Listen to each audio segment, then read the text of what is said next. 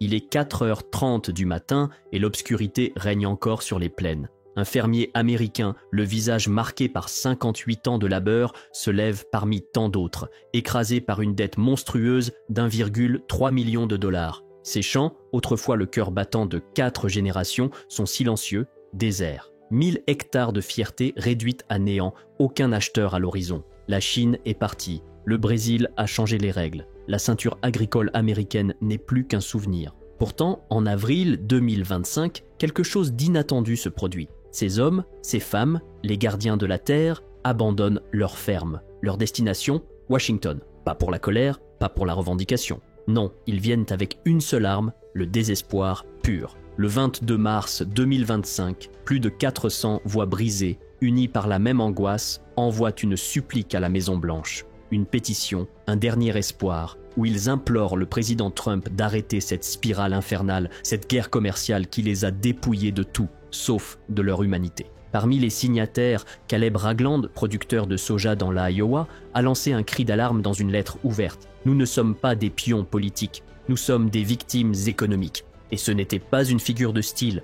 D'après les prévisions du département américain de l'agriculture publiées en février 2025, le revenu net des exploitations agricoles américaines ne devrait augmenter que d'1,7% cette année. En clair, un secteur en stagnation, voire en déclin. Pire encore, selon la Fédération américaine des agriculteurs, plus de 32% des exploitations familiales sont aujourd'hui en défaut de paiement ou en situation de tolérance de prêt. Celles qui dépendent fortement des exportations vers l'Asie sont les plus touchées. Mais ce que ces agriculteurs dénoncent va bien au-delà d'une simple politique commerciale. Ils voient s'effondrer sous leurs yeux le fruit de toute une vie. Car pendant que leurs acheteurs disparaissent, la Chine, elle, semble ne plus avoir besoin d'eux. Tout a commencé en 2018, lorsque les États-Unis ont imposé des droits de douane sur l'acier, les panneaux solaires et les composants technologiques chinois. Pékin a immédiatement riposté en visant de plein fouet les produits agricoles américains. Résultat, à la fin de l'année 2024, plus de 24 milliards de dollars d'exportations agricoles américaines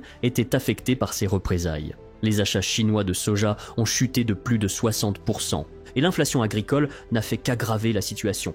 Entre 2023 et 2024, le prix des engrais a bondi de 28,4%, le diesel a grimpé de 41,2% et les coûts d'entretien du matériel ont explosé en raison de perturbations persistantes dans les chaînes d'approvisionnement. Selon la Rainbow Bank, et d'après le dernier baromètre économique de l'université Purdue, 74% des agriculteurs interrogés désignent l'inflation des intrants comme leur principal obstacle à la rentabilité, loin devant les tarifs douaniers ou même les conditions climatiques. Et pendant que les coûts montaient en flèche, les volumes d'exportation s'effondraient. Le résultat est sans appel. Ce qui fut autrefois une puissance agricole mondiale est désormais qualifié par le Journal of Commerce de passifs exportateurs dépendant des subventions. Mais ce n'est pas tout, le véritable coup dur est venu de l'étranger. Les acheteurs mondiaux, eux, ont trouvé d'autres fournisseurs, moins chers et plus fiables. La demande mondiale en soja a pourtant atteint un record en 2024, 388,4 millions de tonnes selon le Conseil international des céréales. Pourtant, les agriculteurs américains n'en ont tiré aucun bénéfice. Le prix de référence du soja à la bourse de Chicago a chuté de 14,35 $, le boisseau en mars 2023 à seulement 10,12 $ en avril 2025. Le paradoxe est saisissant. La Chine, premier consommateur mondial, continue d'importer massivement du soja. Sa consommation intérieure a progressé de 5,6% en 2024. Mais ce soja, elle ne l'achète plus aux États-Unis. Dans un revirement spectaculaire, Pékin a signé des contrats de longue durée avec le Brésil. Près de 30 milliards de dollars d'échanges annuels se sont ainsi détournés des États-Unis en à peine 4 ans, selon le South China Morning Post. Conséquence directe, les exploitants américains se retrouvent avec des surplus qu'ils ne peuvent pas écouler et des coûts de stockage qu'ils ne peuvent plus assumer. Les silos sont pleins, mais il n'y a plus aucun marché pour les vider. Comme l'a résumé un agriculteur de l'Illinois interrogé par Reuters, on ne nourrit plus le monde, on nourrit le vide. Et ce vide continue de s'élargir. Le Brésil, lui, consolide son emprise sur la chaîne d'approvisionnement chinoise. En 6 ans, il a augmenté ses surfaces de culture de soja de plus de 17 millions d'hectares. Cette expansion a été rendue possible grâce à des subventions généreuses de l'État brésilien, mais aussi à 15 milliards de dollars d'investissements chinois dans les infrastructures, modernisation des ports, lignes ferroviaires dédiées, comme le corridor de Fara. D'après le ministère brésilien de l'Agriculture, 73% des importations chinoises de soja proviennent aujourd'hui du Brésil, contre 53% en 2019. La part des États-Unis, elle, s'est effondrée à 13%, son plus bas niveau depuis 2004. Mais ce n'est pas seulement une question de prix. Ce que Pékin valorise, c'est la fiabilité. Tandis que Washington multipliait les sanctions, le Brésil proposait des contrats pluriannuels indexés sur le yuan avec des livraisons garanties. En face, les importateurs chinois, fatigués de l'instabilité politique américaine, ont fait un choix stratégique, la stabilité. La Chine déteste la volatilité, explique Kevin McNew, économiste en chef chez Farmers Business Network. Et aujourd'hui, l'agriculture américaine est devenue radioactive sur le plan politique. Mais le Brésil ne joue pas seul. Il s'inscrit dans un bloc plus vaste qui redéfinit les règles du jeu agricole mondial.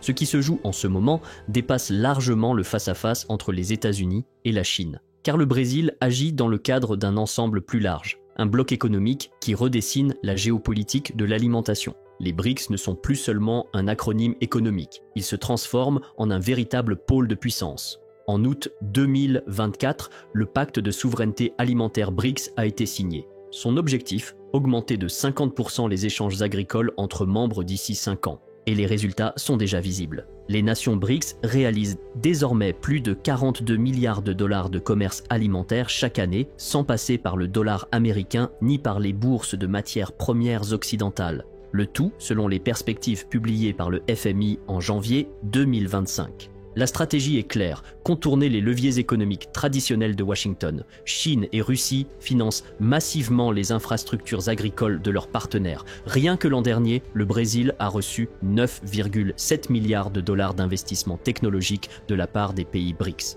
Pendant ce temps, l'Inde booste ses exportations de blé et de riz vers les autres membres du bloc. Une hausse de 38% en un an qui rogne sérieusement les parts de marché américaines en Asie du Sud-Est. Il ne s'agit pas de bloquer l'Amérique, explique le professeur Sun Xiaoming de l'Institut du commerce de l'Université Renmin. Il s'agit de construire une immunité contre sa pression économique. Le message est limpide. À mesure que les BRICS tissent leur toile, les agriculteurs américains se retrouvent exclus du nouveau réseau. Pendant un siècle, les marchés céréaliers mondiaux fixèrent leurs prix à Chicago. Mais au premier trimestre 2025, plus de 295 milliards de dollars de contrats agricoles, soit près de 42% du commerce mondial des céréales, ont été conclus hors des plateformes américaines. La bourse agricole Panasia, lancée en 2023 par la Chine, dépasse désormais les 4,1 milliards de dollars de transactions trimestrielles en soja et maïs. Le tout réglé en yuan ou en renminbi numérique. De son côté, la plateforme brésilienne de São Paulo, soutenue par les BRICS, traite directement ses échanges en roupies ou en reals sans passer par le dollar ni les indices réglementés par les États-Unis, comme le CBOT. Ce basculement n'est pas qu'un symbole, c'est une stratégie. Avoir le pouvoir de fixer les prix, c'est avoir le pouvoir tout court, résume un analyste senior de la HSBC. Car si les États-Unis perdent leur autorité sur les prix, ils perdent aussi leur capacité à stabiliser ou à orienter la sécurité alimentaire mondiale. Ce n'est pas juste un changement de marché, c'est une perte de contrôle. Et elle se produit plus vite que Washington ne l'imaginait. En 2024, la Russie est devenue le premier exportateur mondial de blé avec 62 millions de tonnes vendues, soit 23,5% du commerce mondial, un volume supérieur à celui des États-Unis, du Canada et de l'Australie réunis. Mais ce chiffre ne dit pas tout, car la stratégie de Moscou ne repose pas uniquement sur le volume, elle mise sur des accords bilatéraux ciblés. Du blé en rouble contre des réductions sur l'énergie ou un accès prioritaire aux ports. Résultat, des pays comme l'Égypte, l'Algérie ou le Bangladesh s'approvisionnent désormais à plus de 70% en blé russe. Des contrats de long terme, négociés sur des bases politiques alignées, verrouillent ces approvisionnements pour plusieurs années. Comme l'a rapporté Bloomberg en février 2025, la société publique russe de négoce agricole garantit aujourd'hui les prix et la fiabilité des livraisons, même en pleine instabilité géopolitique.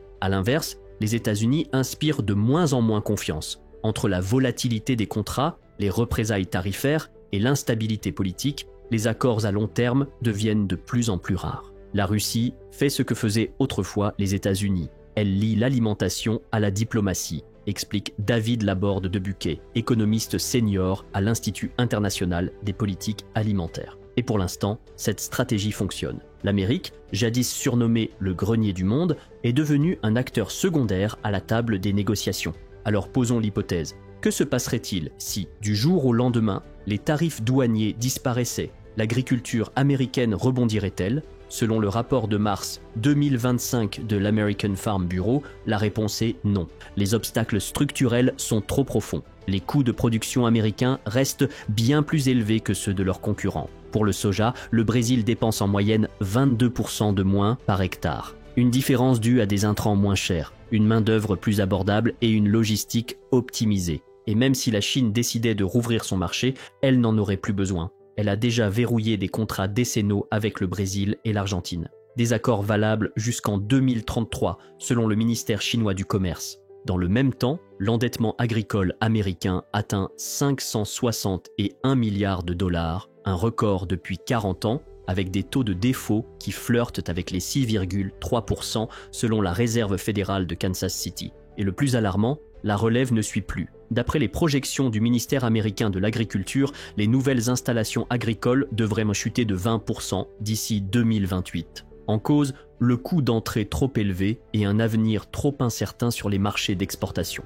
Même avec un allègement des droits de douane, les obstacles ne disparaissent pas. Ils s'enracinent. Coûts, contrats, démographie, tout joue contre le modèle agricole américain. Et ce déclin n'est pas une vue de l'esprit, c'est un glissement mesurable. En l'an 2000, les États-Unis détenaient 22% des exportations agricoles mondiales. En février 2025, cette part est tombée à moins de 9% selon les données de l'OMC. Les pays qui dépendaient autrefois du blé américain, l'Indonésie, l'Égypte, la Thaïlande, diversifient désormais leurs importations. Certains se tournent vers les BRICS, d'autres vers l'Union européenne ou misent carrément sur la production locale via l'agriculture verticale. La Chine, elle, a lancé une série d'initiatives ambitieuses pour renforcer sa sécurité alimentaire, visant notamment à augmenter sa production céréalière de plus de 50 millions de tonnes d'ici 2030 et à réduire sa dépendance aux importations agricoles. Au Moyen-Orient aussi, les lignes bougent.